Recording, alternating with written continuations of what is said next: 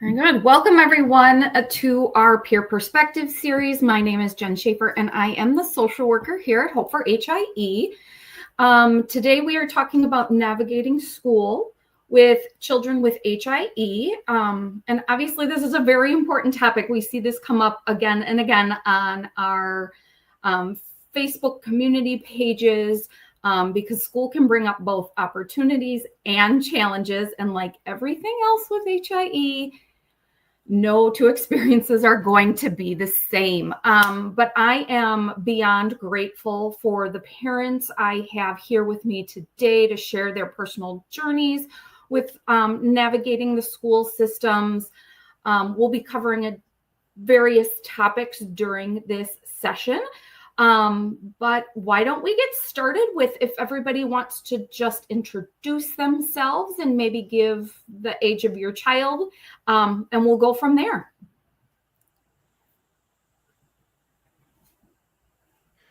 Hi, I'm Eric Melnichenko. I have one daughter. Her name is Kyla, and she is 11. She's going to actually be turning 12 in a couple of weeks, and she is a current 6th grader in our school district. 6th grade. Okay.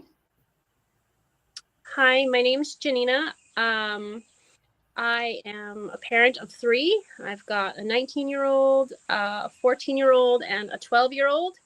My 14-year-old is the middle kiddo with HIE, and she is in the 8th grade currently. Wonderful. Hi, all. My name is Nicole C. I'm also a mother of 3. 11. My middle child with HIE, Ollie, is 9, and I have a little one about to turn 5. Ollie is in 4th grade, and this is his last year of elementary. Thank you. Hi, I'm Tina. I'm a mother of 2. My HIE daughter, Olivia, just started full-day kindergarten this year, and we did do preschool and pre-K in the school system as well. Very good. Thank you, everyone. So let's jump into it. It sounds like we have people in different kind of phases of, school careers. But let's start with those early transitions. Many of your children have probably been in early interventions, and I would like to know a little bit more about that transition into school. What did that look like? How did you know your child was ready? And what did you need to do to get them prepared?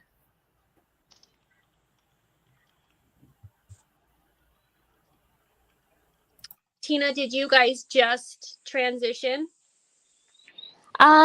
We transitioned actually from birth to 3 straight into the school district. So right before her 3rd birthday, we got connected with our school district, and birth to 3 was the one that made the meeting happen and all of it. So we were really grateful that they took the initiative to make sure she was set up, because I probably would have been confused a bit. But they did a really great job of making sure we got connected and what to look forward to. Unfortunately, we did not start right away because that same year, right before she was supposed to start, she got sick with COVID, ended up on life support. And so at that point, we had decided we need to keep her home and healthy. And that was going to be our priority for that year, and that we would start the following as long as everything looked good. And the school really supported and backed us on that decision, which was nice. Definitely. Our transition was similar. We went from early intervention, birth to 3, right into preschool and through the school district. Our early intervention specialist was right through the whole thing. She started the process. She went to the first IEP meeting with me. I chose to go with Avery to preschool for most of the time she was there. I kind of just was her secondary aide. I ended up kind of just being an extra parent in the classroom, but that was the way that I felt the most comfortable. I didn't feel comfortable just handing over my child to the school district and saying here. So I went with her at least 6 months of her first year in preschool. So when we were getting ready to start looking into school for him before he turned 3, we actually we had enrolled previously in early intervention services, but we were finding that the coverage for therapy wasn't consistent. So we actually switched to outpatient therapy. And then as we were calling the school district and trying to figure out, do we qualify? My son's nonverbal in a wheelchair, so we qualified, but it was going through the steps. There was a lot of questions and a lot of, I feel like, hoops to jump through. And then surprisingly, when we had our first ARD meeting, this person from early intervention was present. So it was kind of a surprise because we hadn't been involved in early intervention for 2 years. So knowing that those services are still there for you, even if you're not actively using them, was helpful. And my son, kind of like you, I was really nervous because he couldn't come home and tell me how his day went. So actually, when he started preschool, when he was 3, he had a private duty nurse attend with him, and that I felt was really helpful. They made sure that he had all of his G-tube feedings and his medicine on time, that he was being diapered in a timely manner, and it just made me feel very reassured that all of his needs were met, and then the teacher could meet his educational goals that they had set.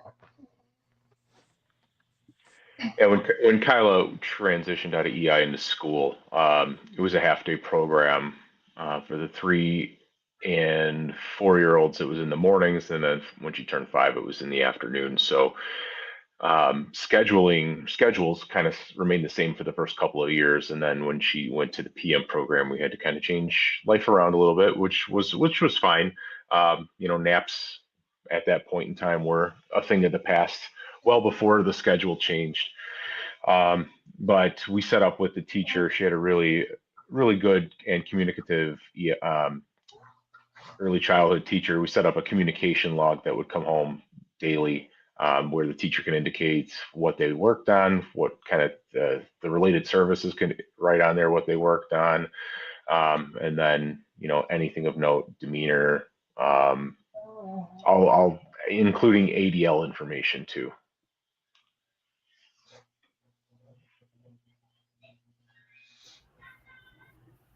Thank you guys for that. I know, Janina, you had mentioned the IEP process, and I believe you all have been through that process. I would love to hear more about what that process looks like and understanding parental rights. Just what have your approaches been, and have they changed over the years as your children have gone from grade to grade?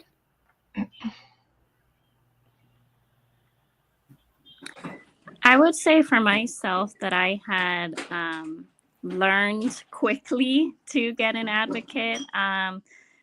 We are lucky enough to get a one-on-one nurse for my daughter because she has active seizures daily. But that also means if there's no nurse available, she doesn't get to go to school.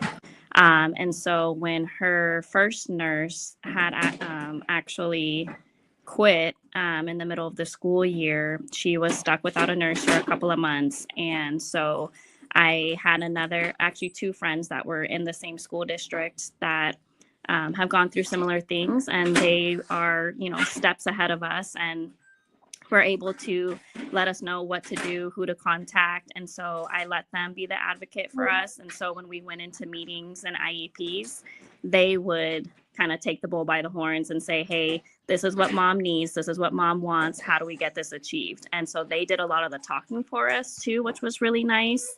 And we got, some realistic goals going in IEPs. I, at that point, wasn't hesitant to ask questions if I didn't understand, because there can be a lot of jargon. If you're just entering in, there's a lot of stuff that you don't know, or there are processes that don't make a lot of sense in the beginning. And so I think I was able to find my voice during that time, seeing how they responded to the staff. And so it helped me not give into pressure of things and learn what our rights were. And just to know that the power is in the parents' hands at the end of the day. And so I would suggest, seeking an advocate for help as needed. Definitely. And I if you're not comfortable as a parent feeling like you're in a room full of people you don't know well, I definitely recommend always seeking someone to go with you, whether it is a friend, a parent, your partner. It's somebody that can just support you in a meeting if you do not feel like you're comfortable being able to sit in that room and being able to advocate fully for your child or yourself. I started out with the early intervention specialist, and even we became good friends. So she's still come to Avery's IEP meetings, probably all the way up to kindergarten. She would come and sit with me, or she would review the IEP with me ahead of time so I felt prepared.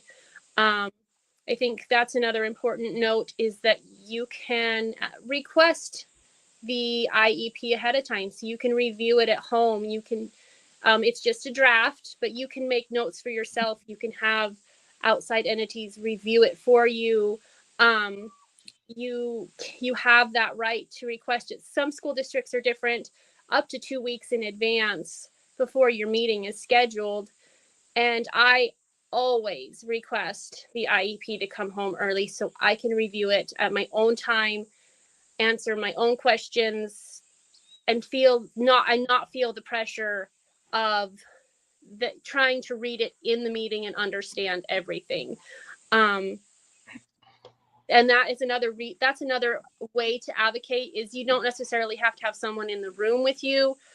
You can have someone look over the IEP ahead of time, or to sit down with you before you go into the meeting and kind of prep yourself to be prepared for what's coming ahead.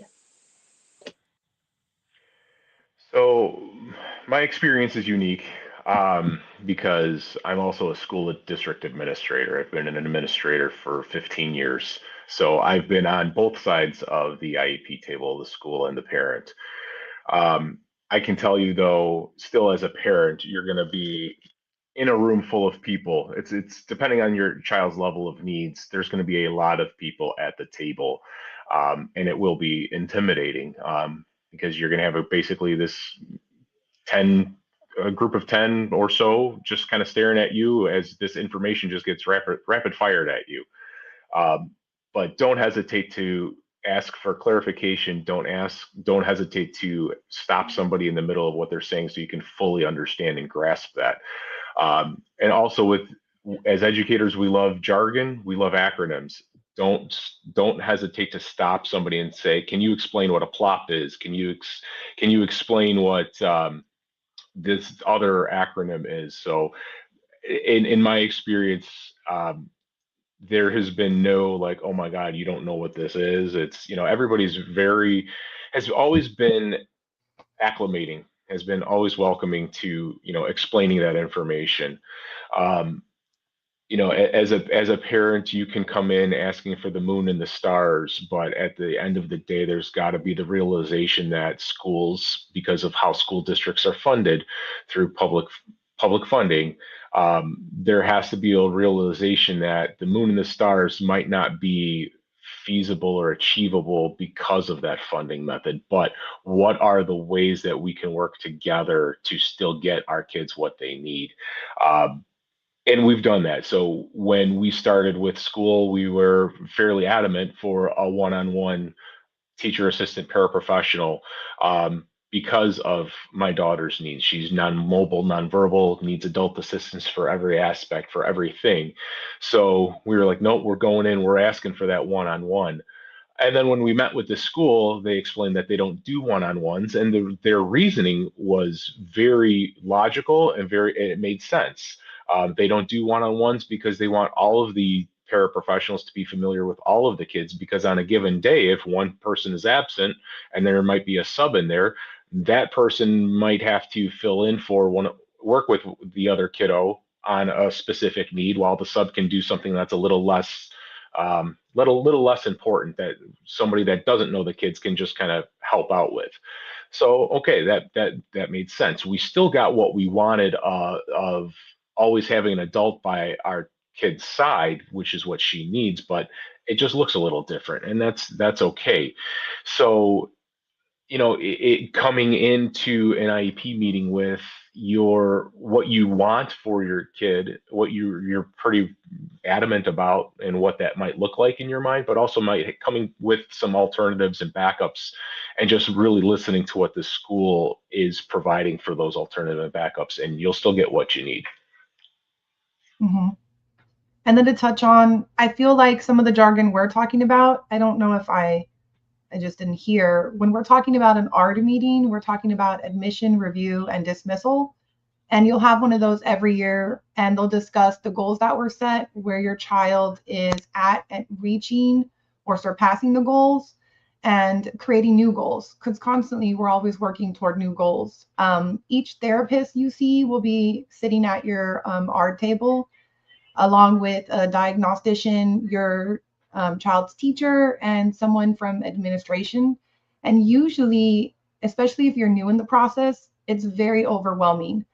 They tell you that you have a seat at the table, but it's almost intimidating when you see so many people from the district, and then it's you and your partner, or you and your support system. You also have every right to help create or update the goals that you have for your child. But there has to be an understanding that they're educational goals. In the very beginning of our process, that was a surprise to me, because I was very excited. We had been doing 2 times a week physical therapy, and I'm like, hey, we're starting school, we're going to step back from that. And then understanding that the goals we had for him in private therapy were not educational based. So a lot of those had to change. And that was a surprise to me, because I just heard physical therapy and assumed, that it would be the same.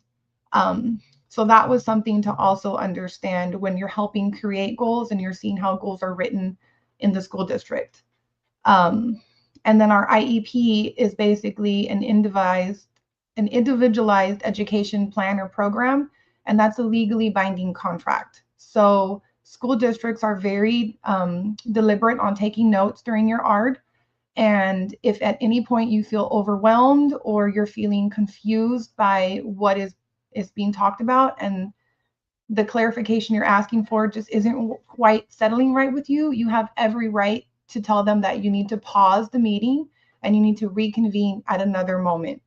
That will give you a chance to step away from it and review all the documents and things that are being proposed before you agree to it. If you finish the meeting and within a few weeks you're just not happy with what you came to terms with, you can always ask for an ARD again. You do not have to wait for the school district to propose to have a new ARD meeting. And I think that helps you also know that whatever you're working on or your goals you have is not set in stone for that length of time. You're very much in control of how that process plays out for your child at school. Yeah, if I could echo that reconvene, absolutely. If the IEP gets implemented, and you're that first IEP where you're so overwhelmed, you're just kind of like deer in the headlights. Okay, let's go ahead and do this. But as time goes on, you're like, okay, what's coming home and what you're seeing with your kid is just not working. We ended up doing that with shortly after Kyla's first IEP, while she was in early intervention, because the speech goals, we were just kind of like, okay, we're again deer in the headlights, but then shortly thereafter, it's like, okay, this goal doesn't make sense. She's not going to be able to do these things. At that point in time, we had already known what she would not be able to do. So her speech goals were completely out of whack. So we called for that reconvene, and we got them changed in the school. They were definitely open to that. So yeah, that is a huge parental right. If you are not seeing the progress on those goals, call for that reconvene.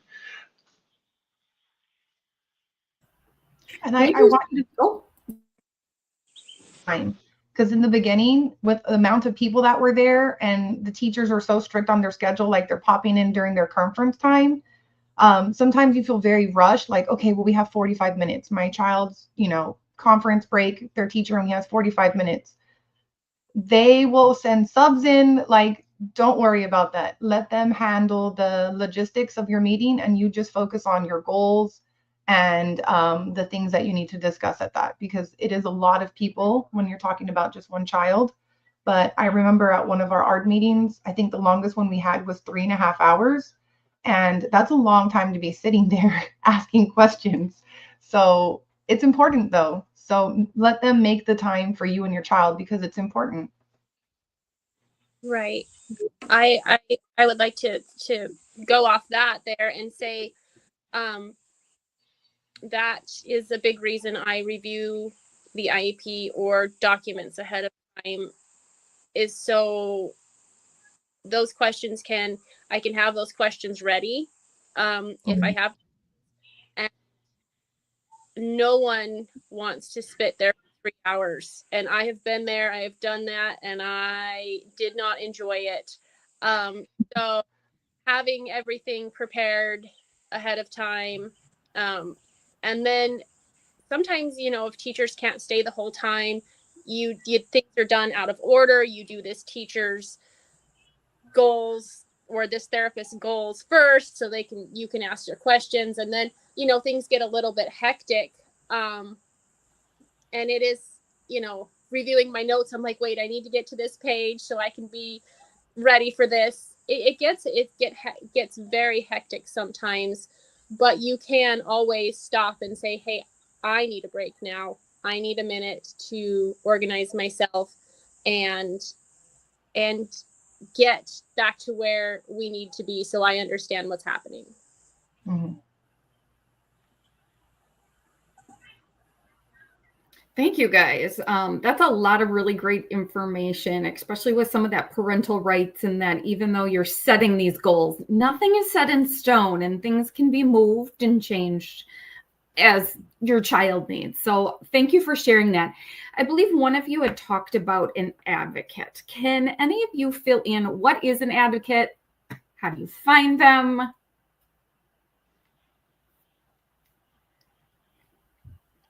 I have brought in outside advocates, which in my case, an advocate looked like using an outside source. In this case, I used Hands and Voices to be help me with my meeting prep, review the IEP ahead of time, and then come in and sit with me, help keep me organized, help me make sure my questions were on topic, that my questions got answered. There are many, many, many different types of advocacy groups. I just chose the one that I was the most familiar with. Every state has a parent-to-parent education group. They usually have an advocacy portion of that, along with parental education classes. Advocacy can also look like simply bringing in somebody of support of any kind. They don't have to have a background in advocacy. They don't have to even really understand what's happening, but they're there to support you and to be there to help make you feel more comfortable. I have had wonderful advocacy experiences. I did not hold back from letting the school district know that I was reaching out to outside sources. They were at every meeting, sometimes not in person, sometimes virtually. I made sure that the links were sent to them ahead of time, and that they were included. And I did not bring the advocate in without the school district knowing ahead of time. But I do, and somebody correct me if I'm wrong, but I do not believe that you have to let the school know that you are reaching out to another advocacy group. You don't have to, but in the experience of friends that have used advocates, at least here in Texas, some of the districts, if you show up with an advocate, will pause the meeting because then they want someone from their legal team to also sit in on the meeting, which also can be intimidating. And advocates, if you do not find one from a like peer source, they can also be really expensive. Some of them charge $100 to $200 an hour while they're working on your documentation. So Ollie's 9, he's had to hire or source an advocate for him at this point. not saying that we wouldn't, but I didn't want to come into the school district, kind of guns a-blazing that we were coming in for these. We wanted to come in and kind of open mind, see how they were going to fulfill our ask and our wants. And if we didn't feel that they were being met or there was a lot of resistance, then we were prepared to reach out to an advocate. So by no means you need to hire an advocate. Even sometimes having a friend that has experience in an art before can review your documents. So it doesn't always have to be a professional in that field, but it is helpful to reach out and like you said, be prepared for your meetings. That's exactly how we did it too. We started off just us, and then once we had some nursing issues and a couple other bumps in the road, that's when we had gotten a family friend who was in the district help advocate for us, because what we had wanted and hoped and dreamed, we didn't know it actually was realistic for those to be met. And so when she had explained, go ahead and ask for it, the worst you're going to get is a no. And when the school had said, absolutely, we'll figure this out together, that's when we kind of realized, we can ask for it and they are willing to work with us. And then that's when we kind of learned, all right, we're all a team. We're trying to make sure, our daughter's needs are met when in school. And at that point, we were able to kind of let her go. And then we took the lead again. And we haven't needed her since. But we're really grateful to have her a part of the team because she was able to be our voice when we didn't understand. But now the team is great. We have a lot of frequent communication. They'll send notes and pictures. They let us sit in on different therapy at school. And if there is any issues, we feel comfortable and they feel comfortable communicating that back and forth, and we figure it out together. Yeah, the only thing I would caution anybody against, if you don't advise the school ahead of time, is to check visitor policies for the school and or district, because depending on where meetings are held, if you're walking through areas where kids are, some schools might have a very strict policy against visitors and having to have prior notice or some kind of screening system. So I would just kind of throw that out there to folks too. Thank you all for that clarification. I really appreciate it. I guess still on the topic of, advocating for therapy and services.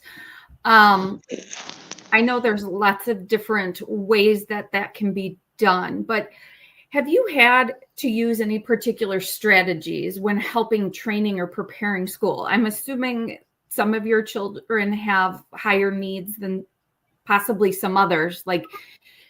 It's like this IEP isn't just created, you send your kid to school and they know everything. Can you kind of talk about how those transitions and ensuring that those services are able to be met and what you need to do to prepare the staff and your child?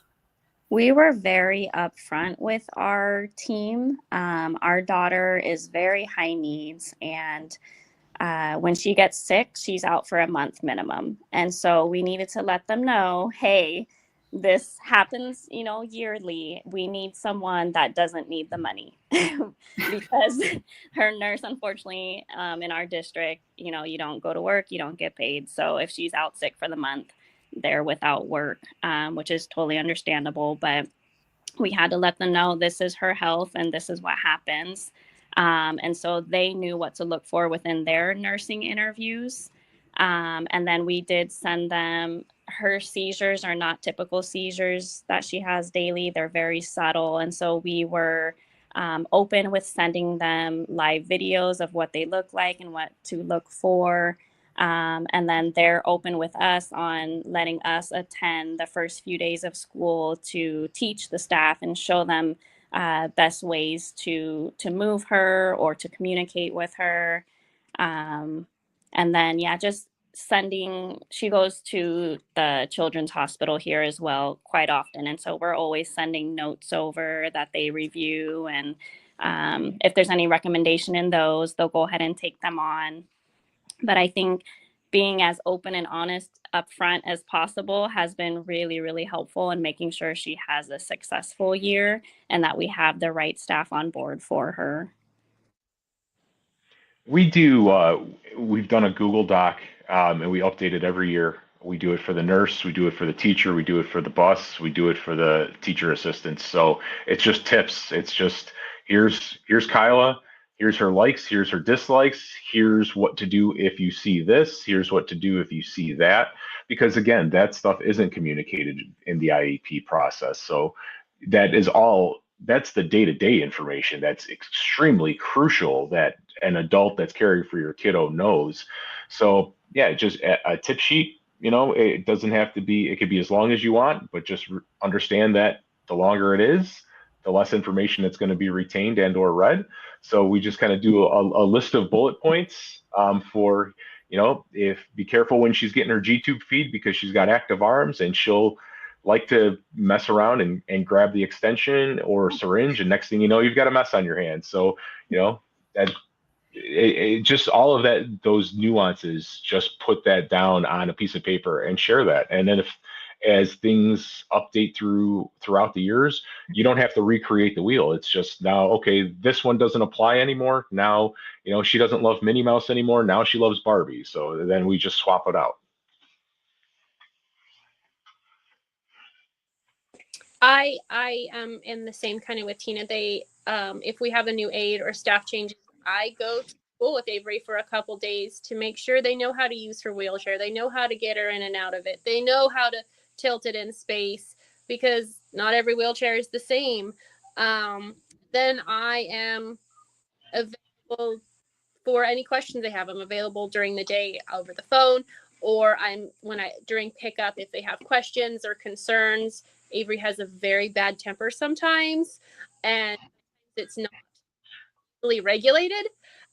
So, when she's having those meltdowns, they will call me for ideas, or I simply will go get her from school. But it's vital that if there is new staff that I am able to go in and help. Avery eats orally, which there are a few tricks, and how to get her to eat, how to get her to drink. Her first week of school, she didn't eat lunch one day at school, and finally, together as a team, they had to use a bribing system to get her to eat, but they got her to eat at school, and now she's off to a good start. Every child is different. Every day is different sometimes. Especially, with hormone changes. Why is she so cranky this week? Oh, well, because this, and this. There are so many variables to taking care of our kiddos. To have that open relationship with the district, I think is vital. So also to kind of reiterate, we are very open about his needs and his medical appointments. We do try to tell teachers in advance. Ollie does have a lot of physical disabilities that impair him from doing a lot of hands-on work himself, but he is in a general education classroom. So when he has appointments that come up, or we have to do our weekly therapy, sometimes he's missing tests and quizzes. So sometimes when they know ahead of time, they can kind of rework the schedule of when he'll take them.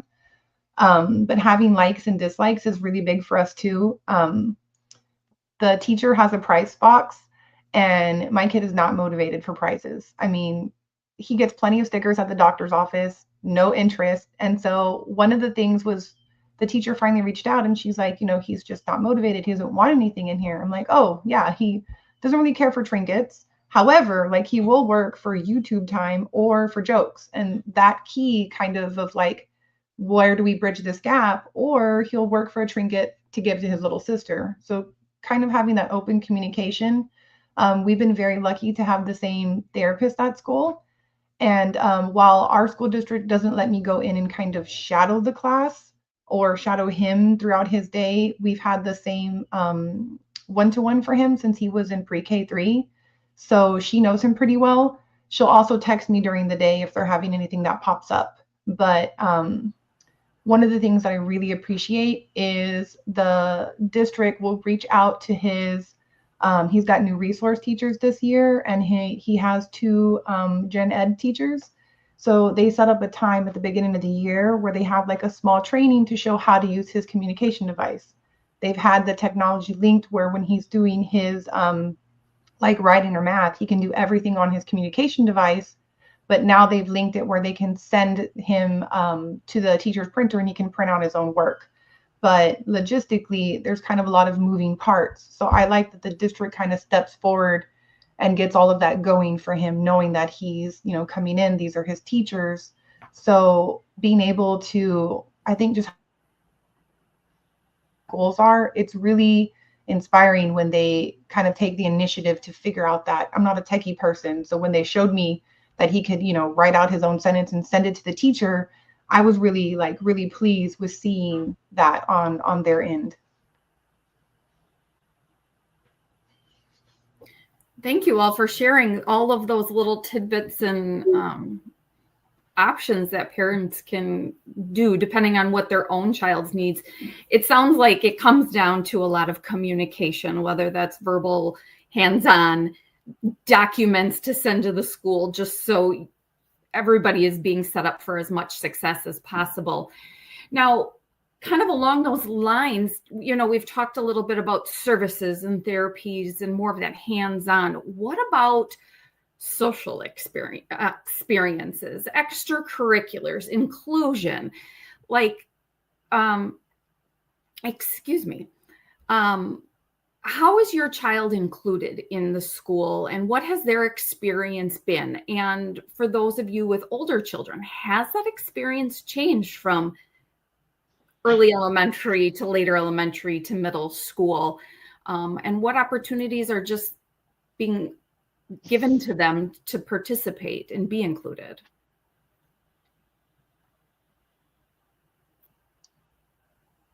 I think for us, it has changed. Inclusion in elementary school looks a lot different than it does in middle school. Inclusion is much easier in elementary school.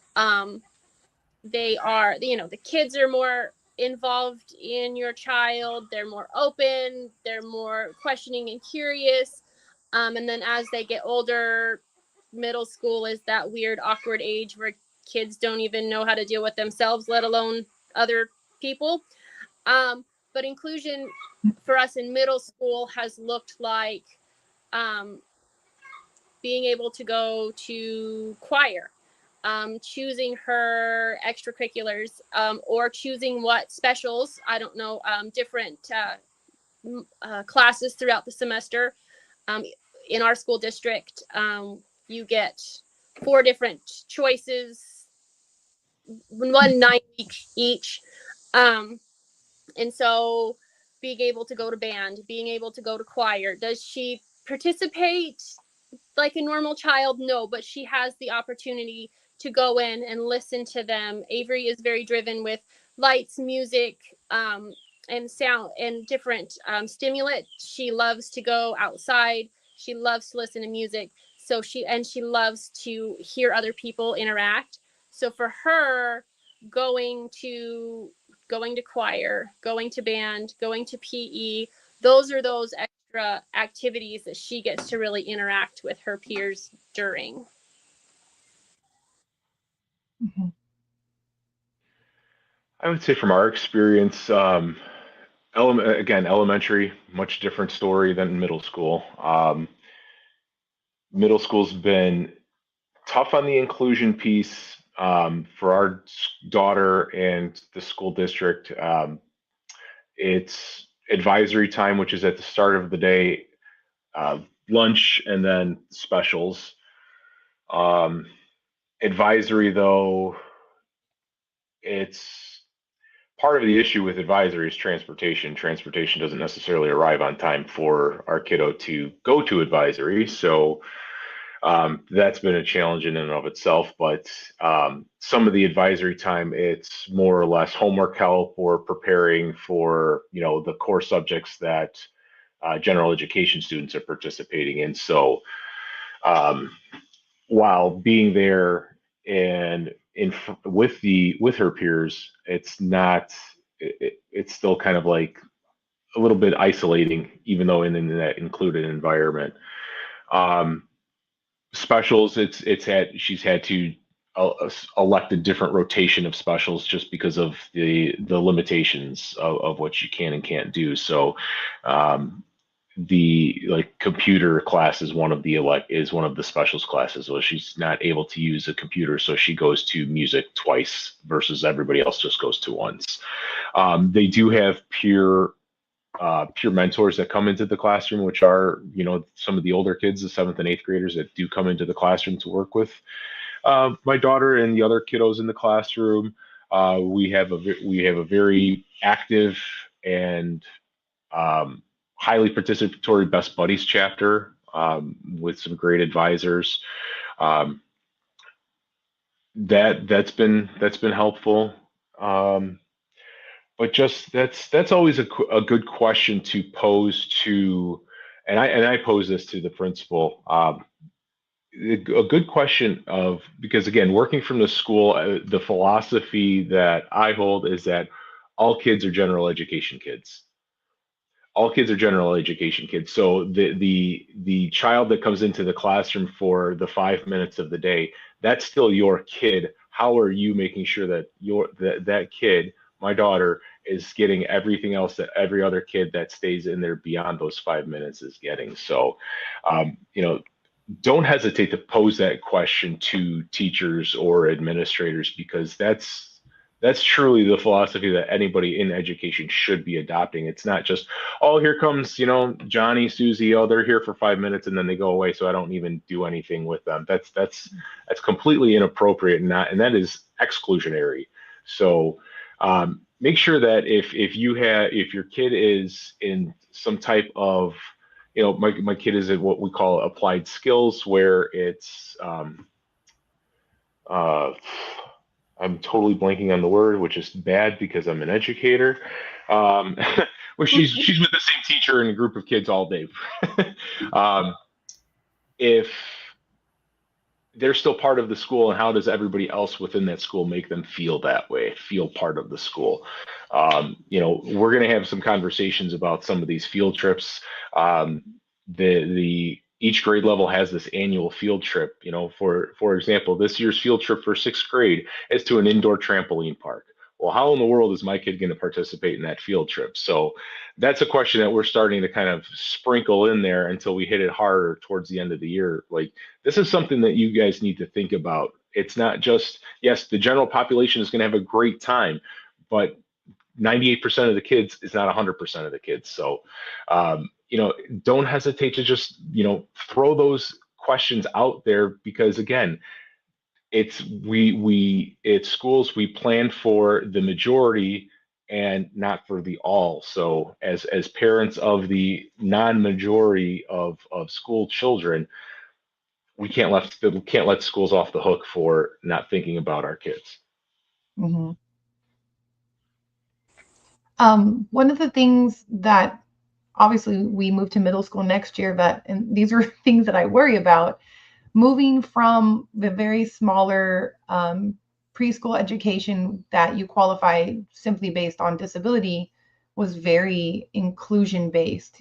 Everyone needed accommodations in some level. As we moved out of that into kinder and now into 4th, we can see socially that it is harder. Everyone knows him. He loves joking with people, but taking it a step further has been harder. Kids start inviting their friends to birthday parties, or all the boys or all the girls. And, your kid is left there like, why not me? And as a parent, that's hard. One of the things that I've appreciated is the ability to volunteer. So if our schedules align and they have events at school, I always try to volunteer to try to get as much hands-on time and help. One of the, I think, most disappointing things when he was younger was picture day, because I feel like everyone deserves to have a great picture. And my kid has the best smile, but you have to, set him up for success. And one year we literally had him drooling. And it's like, out of how many pictures did you take? That was your best one? Like, he deserves more dignity than that. So now I go in and I always have a joke ready. And so I tell the photography, okay, you know, this is how we're going to set him up. I don't care. Use your wheelchair, move your stuff away. But, you know, he deserves to have a good picture too. This is his ID. This is how everyone from the district sees him. And he deserves the time, you know, the extra couple minutes to have a great picture. One of the big fundraisers for school is a fun run, and he's in a wheelchair and he's not that fast moving himself. So we have tried setting him up in a gait trainer.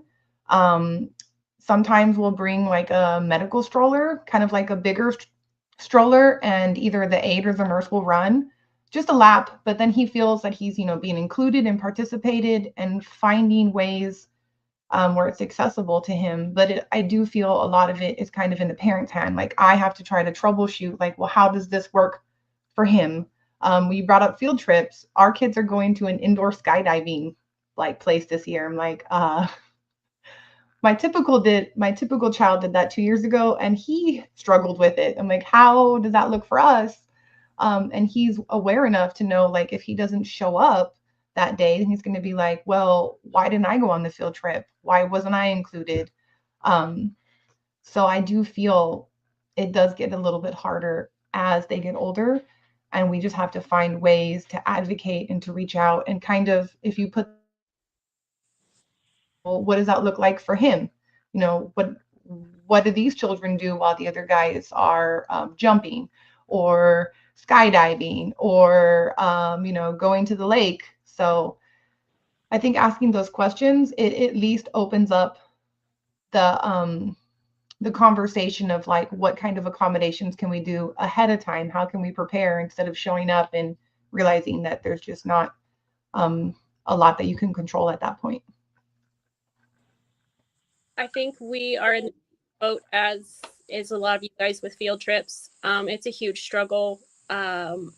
Avery's class is going to the fair this year and they're going all day and there's nowhere to change her.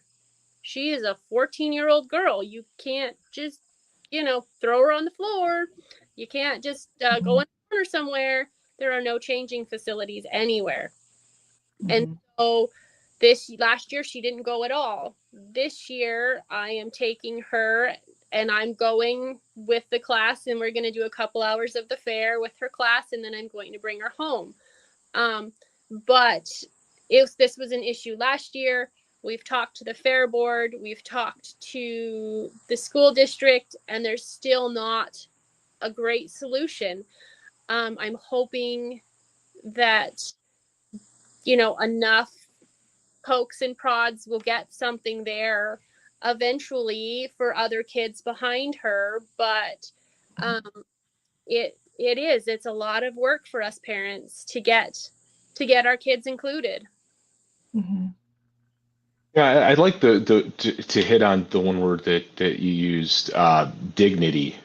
That is something that I think people don't. That's one of those things that's not jumping out at you, you know. So you see the wheelchair, you see the physical limitations, you see all of this equipment, but then it's one of those for us. It's always in the front of our minds, but it's not in the front of everybody else's minds that's working with our kids. Of how do I maintain this kid's dignity?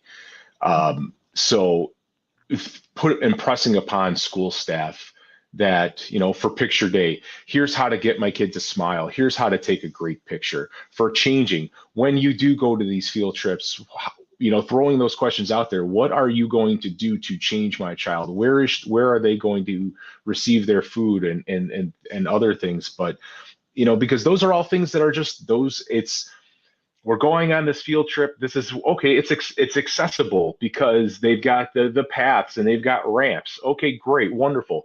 But what about this? What about this? Always having those questions and putting it back onto the people that are working with our kids. Like, have you guys thought about this? Because yes, we have to problem solve, we have to troubleshoot, but it's not just us. You know, we're not the ones planning the field trip because, you know, would we be going to the fair all day? No. Would we going to an indoor skydiving place or an indoor trampoline park? No. So you, school, have planned this for all of the kids of this particular grade level, how are you going to make it work for our kids? Mm-hmm.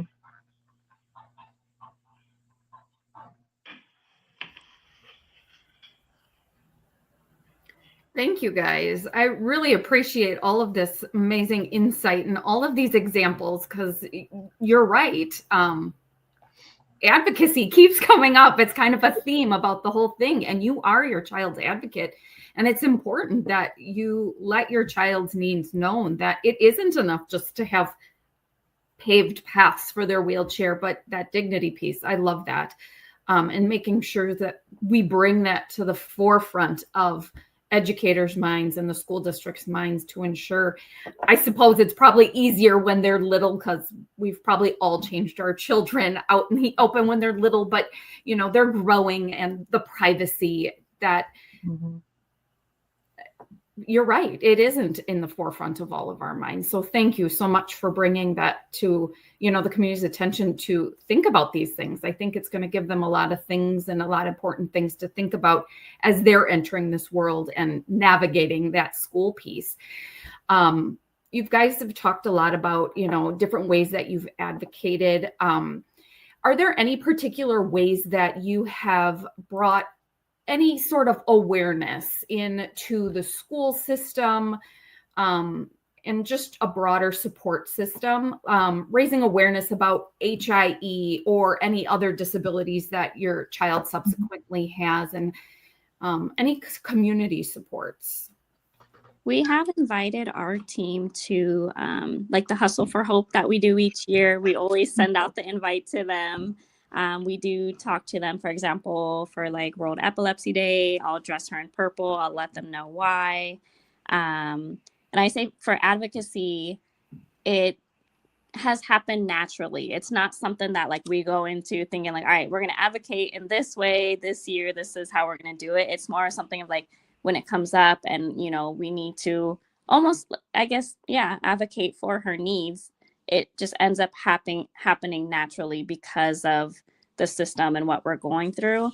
And I will say for us, we are lucky with the district we're in. We actually made the choice shortly after she was born to move because of how well that our district currently does with their special education program.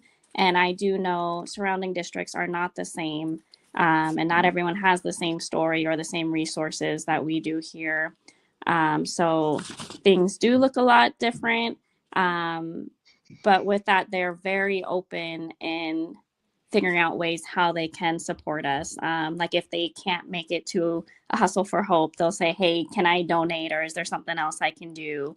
And so we do just trying to keep that communication door open with them, and also educate them as much as possible about her and her diagnoses, because I feel like at the end of the day, the more education they have around it, the better supported they feel on caring for her at school, which helps me feel a lot more at ease at home when she's at school without me.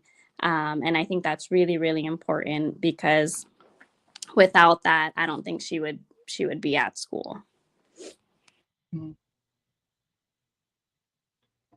Our district does what they have. It's called Read Across America, and it's toward the beginning of the year, and they bring in different volunteers or community support that are able to read just books to the kids. I always sign up and I read The Abilities in Me, the cerebral palsy edition. And the first year I had to practice because it was hard getting through the book, but it was a really good way for me to read to his peers in a way that they could understand all of his equipment and kind of how he got there. And then I thought that it was really helpful that at the end of the story, I let them ask me questions. And I was preparing like for the worst, these hardest questions. And the very first one, this little boy raises his hand and I'm like, okay, I'm getting ready for it. And he's like, was he born in his wheelchair? And I just cracked up and I was like, oh no. So it was like very innocent, but then it took the pressure off of them all wondering or, what is this? Can I touch it? A lot of parents are hesitant, like, you're going to hurt him. I'm like, you're not going to hurt him as long as you're being kind. Kids love pushing his wheelchair, and it's a really good way to engage where they're able to ask questions, and I feel be more involved with him than being, standoffish and or curious about things. And then it also opens the communication for the teacher. They can kind of see, he works really hard to do the things that you guys are doing. So, just give him a little time and some compassion. But I do take that always each year as a way for me to kind of start that communication line. And I feel it's been really helpful. Oh, I love that. We haven't done anything specific with school. Our school district and our schools that we've experienced tend to recognize maybe one disability over another because I don't want to say it's more popular, but it's just more mainstream that's talked about, that being autism. Our daughter does not have autism. So it's just a reminder. I think we utilize social media a lot, personally, just to reach out to family, friends, and other community agencies that we're connected to on those platforms about CP. We've done a big push in March, which is CP month. And then, we also don't just let it be, fake book, just post the pictures. Oh, look at my kids smiling and look at this fun thing that we did together, because, that's not reality. It's a struggle. So it's okay to let people know that you're struggling and do that. Our daughter just went through massive hip reconstruction surgery in April. And so, we were forthright and posted about it. We got a lot of support through that because then it required a three-week inpatient rehab stay. And it's just showing people, again, oh, it's just a happy kid in a wheelchair, but they don't know everything that goes into life. They don't know about the surgery. They don't know about the sleep issues that she's had until we say something about it. So it's okay to publish the non-glamorous aspects of our kiddo's life, because that's how people know. People don't know what they don't know. It's very true. I have found that middle school is harder to get that awareness out. Like, it's just the involvement, the parent involvement actually, I think, lessens when you're at middle school aspect. Not only do the kids not want as much parent interaction, but the school isn't really promoting it as much either. Of course, they want their booster club people and to come to run concessions and things like that. But as for interactions in the school itself, it lessens as the older you get. And so that kind of stuff in my school is few and far between as well. We don't have big pushes for not any of the disabilities that I know of. And so that would take, I'm sure they would be willing to, if it was brought to the forefront, if I chose to go in and say, hey, this month is this, and let's have a day where everybody wears purple, or let's have an epilepsy table set up, or things like this. But it's not something that the district itself puts out there. I did have a question about that. So is it just, I guess, that easy of going to the school and saying, hey, can we do this for this day? Or is there different processes, I guess, throughout different districts that you guys are at? We haven't gotten there yet, but we do plan on, wanting to do like reading the book at school or different things like that. As far as I know, it's simply reaching out to your principal or your district staff, saying, I would like that, and I would like to do this, and do you approve? Just simply, making sure that you dot your I's and cross your T's, and I imagine most districts would be very open to that. One thing also that it just popped up when you were talking about the district, we have a special education parent group in ours, and they meet, I think, once every other month, and they do also send out emails, and there's different resources in there. I didn't know about that at first, and I don't know how I stumbled upon it, but it was a really good resource that was just very underutilized. Because it wasn't being advertised. So I've seen that there's also like a special education PTO in other school districts. And I'm like, wow, that's awesome. Like, how do we have that? Where we have a whole group of us just kind of always advocating for others. Like when we come across this journey, even having kids all that have HIE, all of our needs are so different. Being advocate for all of those, inclusions within the school, I thought was really awesome. So if it's not there, talk to somebody about also creating it, be that voice. Do you know if that special education newsletter is just sent to those parents of children that are in special education, or is that sent out school wide? Because I could see how that could be helpful for parents of other children to maybe have some of those conversations with their children and bringing that awareness back into the homes. Yeah, it was only through the special education class, and because we weren't registered or enrolled in that class, we were missing it. I'm like, but we still get special education services. We still have resource time, the diapering you talked about. We still go into life skills to use their changing tables because it's a big bench. So the need is still very, very much there. But yeah, also a lot of it is awareness with parents. If other people were aware of these things, when we're getting new playground equipment, like, oh, well, most kids can use this, but if we just pick this also, all the kids can use it, and mine can too, even if it's just this one small part on it.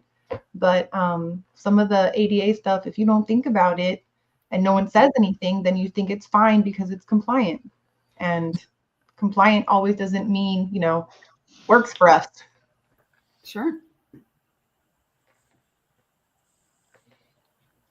Well, thank you guys so much for all of this insight. I guess as we start to close up, I would love to just give you guys each an opportunity to share maybe one final thought or advice that you would like other parents to take away from this conversation. Maybe something as, this piece of information is the one piece I wish I knew when I was just getting started that would have saved so much time and so much heartache and so much energy.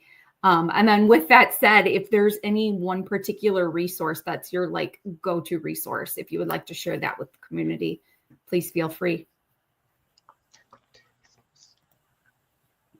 I think that as a parent, starting their journey into transitioning into the school district, into gen ed, and into IEPs, it's not, like we've said multiple times over this, it's not a one and done.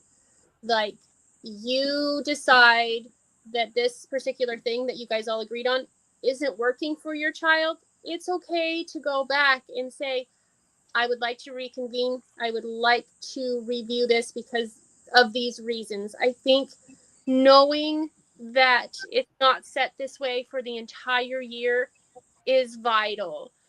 Everyone changes, everything changes, situations change. This document, although it is legal and binding, is fluid. It is meant to be amended. It is meant to be a working document. Parents get so stressed because they want to get it all done and all right the first time.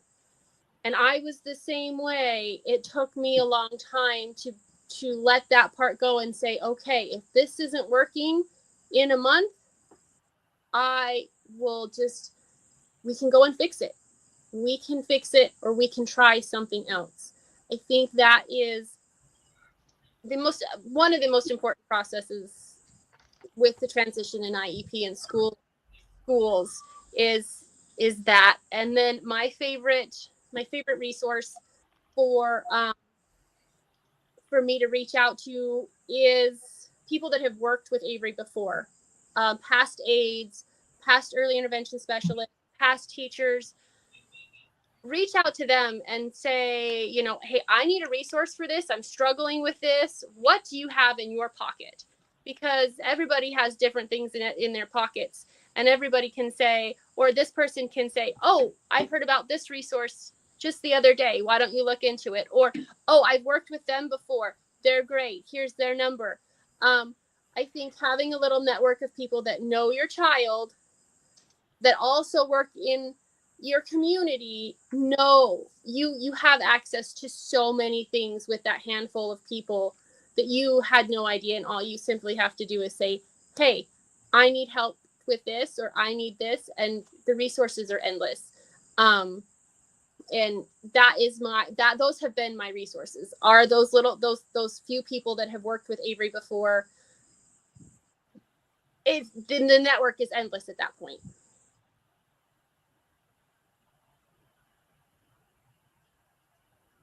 I think the biggest thing that I'd like to reiterate is when Ollie was transitioning in to starting school, I was so hopeful, like, wow, we're going to take a step back from our outside therapy. You know, we're going to kind of hand it off to the school, and it's going to be very, he goes to school in the morning, he gets picked up, he's gotten his therapy out of the way, he's socially engaged. And it was just very wishful thinking. Like, socially, it was great for him, but the school goals are educational based. So a goal we still have is learning to write our name. It's important. At some point, he's going to need to sign his name onto something. And for the school, it's like, well, that's really difficult for him. Here's a name stamp. So I think understanding the goals are different for your child versus how they're appropriate in the educational system.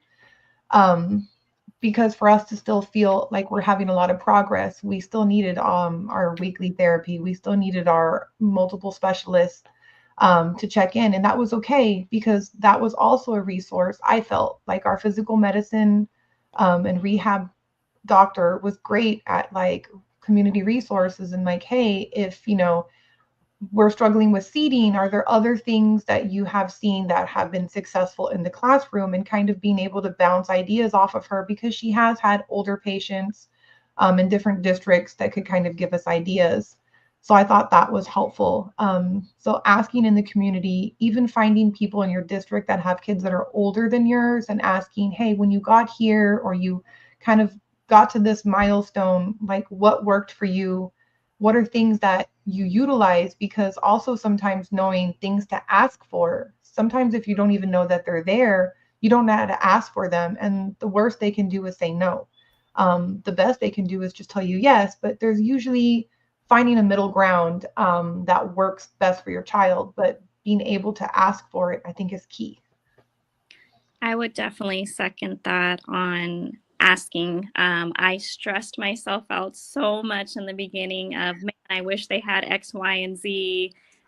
This really sucks. And then when I got together with my advocate friend, and she went ahead and asked for it, and how easy it was for them to respond yes, I was like, oh, that was it? I stressed out for no reason for this whole week. And just remembering, like, it is a team, it's teamwork for all of us. And yes, I do agree with that. Sometimes education is over the health. And what I mean by that is their decisions, their choices are education based, like you mentioned. And so, for example, even with the nurse interviews that they do for my daughter, they look at different things than what I would look for, or, you know, an administrative professional is going to look for something different than what a medical professional is going to look for in an interview. And so I do try to get on board when we have new nurses, just to make sure there's medical staff in on every IEP, in on any interview that we have, just to make sure that is set before anything else. And I do make that known as well, of her health comes first over her education to me as a parent. Not saying that it's not important, but that's our priority. Our district does push quite a bit on attendance, and I do let them know, you know, she has these appointments. I'm not going to push her to go to school right after if she's out of it. And so I think that's been pretty helpful too, with both of our understandings on where each other's at. Mm-hmm. I would say don't come into an IEP meeting or a school setting as it's an us versus them mentality. It's a we. mentality. The schools truly do have the best interest of your child and you in their minds. They just have to accept the realities of some of the constraints that they're within. And sometimes that's hard to get over. Like, why can't I have this? Why can't my kid have this? But that's where schools come from. So if you come into it with your list of ideas and your wants and your needs for your kid, and work with the schools and ask a lot of questions about how things will look, you'll get what you need for your kid, and everybody will be happy. But yeah, that's a big thing. Just ask a lot of questions. When things don't go right, ask questions. When we've had to do that several times when my kids come home with work that's not hers, or has come home in different clothes. It's not just firing off the all caps emails. It's just asking the question like, hey, what happened? Because there could be a very perfectly logical explanation for it, or it could be like, hey, we messed up and we're going to do better next time. But again, everybody does have the best interest of your kiddo in their heart and their mind. Wow. Thank you guys so much for all of your experiences that you have shared and your insight with your journeys. It sounds like navigating schools when you have a child that has HIE can be overwhelming, but I do think it's conversations like these remind us that parents do not have to do it alone. So I love that your willingness to talk on this topic today and let people know what there is and that there's help out there. There's advocacy, building supports, creating opportunities for children to just both thrive academically, socially, personally.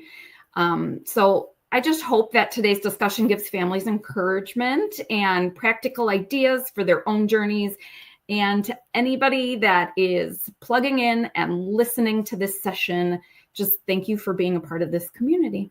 So with that said, thank you, and everybody have a great day. Thank you. Thank you. Bye-bye. Bye. Thank you.